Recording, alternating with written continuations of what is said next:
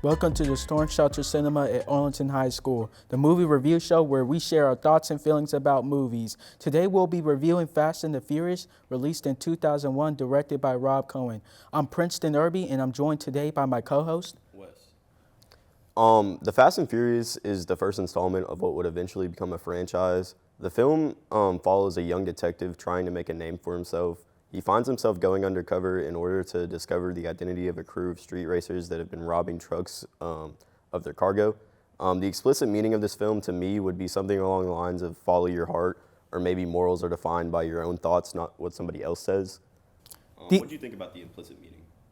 The importance of this film is how central family is, with how the characters emphasize the loyalty and bond they share with their crew, which is a core element that drives the plot and character motivations throughout the movie. The implicit meaning of the story is that it's never too late to get back on track, despite our poor achievements, and to always remain strong and stick together as a team.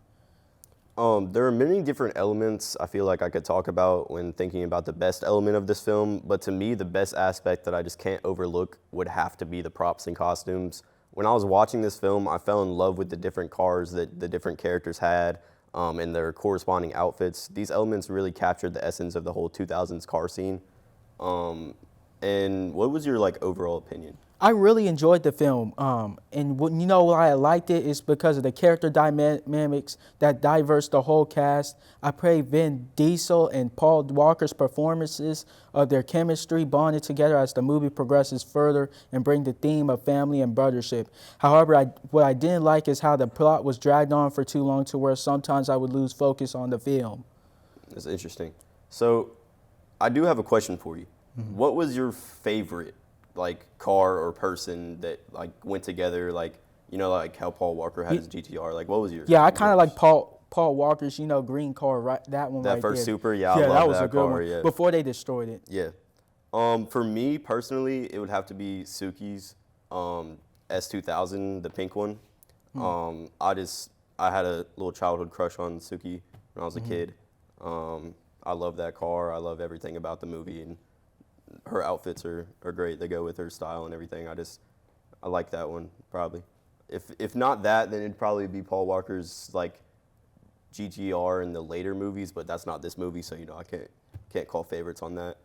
But yeah, so that's really gonna be it for us. Thank y'all for joining us today at Storm Shelter Cinema.